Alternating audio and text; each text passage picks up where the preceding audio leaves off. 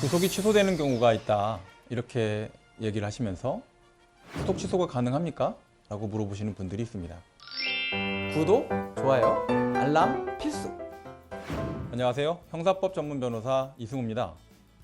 오늘은 구속 취소와 관련돼서 설명을 드려보도록 하겠습니다. 구속 취소, 이것 관련해서는 실제로 발생하는 경우들이 종종 있습니다. 구속 취소라는 건 뭘까요? 그 개념 자체를 먼저 설명을 드리는 게 맞을 것 같습니다. 구속이란 절차는 검사가 구속을 시키는 게 아닙니다. 검사는 구속영장 자체를 청구하는 주체일 뿐이죠.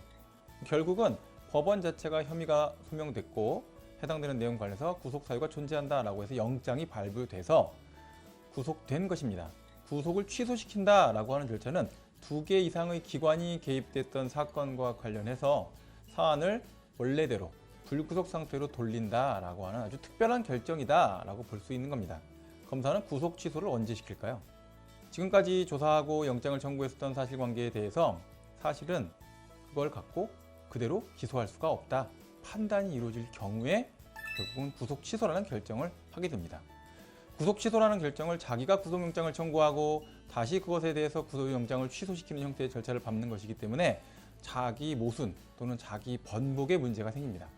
담당 검사는 혼자 영장을 청구하고 혼자서 영장 관련해서 취소를 결정할 수 있는 걸까요? 절대 그렇지가 않습니다. 검찰청이라는 곳은 조직 자체가 수직적인 구조를 기본적으로 갖고 있는 상명하복 질서를 원칙으로 갖고 있는 그런 곳입니다.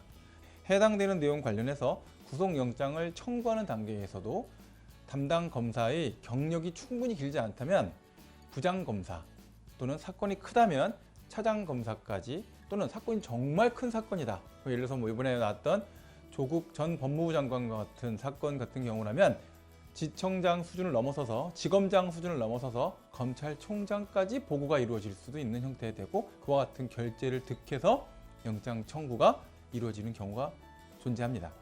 그럼 반대의 경우에서 구속이 취소될 경우에도 이와 같은 내용들의 결재 라인을 통해서 결재를 받아야지만 구속 취소가 가능할 수도 있는 거죠. 구속의 취소라는 것을 혐의의 소명과 떼서 평가할 수가 없습니다. 검사가 수사하고 했었던 여러 가지 문제들, 경찰 단계에서 조사했었던 여러 가지 문제들에 대한 것을 다 해명을 했고 해결을 해서 검사가 이것을 갖고 공소 제기할 수 없는 상태, 공소 제기해도 이것은 무죄 판결을 받게 될 것이라고 거의 믿을 수 있는 상태에 도달하게 되면 구속 취소라는 절차를 밟게 될 수도 있습니다. 구속 취소라는 것을 마치 보석이나 또는 구속 적부심과 혼동하셔서는 안 됩니다. 구속 적부심은 다시 법원에 구속 여부에 대한 판단을 재차 구하는 것이 적부심이고요. 그다음에 보석이라는 것은 공소 제기 이후에 공판 법정에서 이 사람을 불구속 상태에서 피고인으로서 재판받게 해달라는 청구다 생각하셔야 되는 것이고, 그것을 구속이 취소다 평가하거나 또는 설명해서는 안 되겠습니다.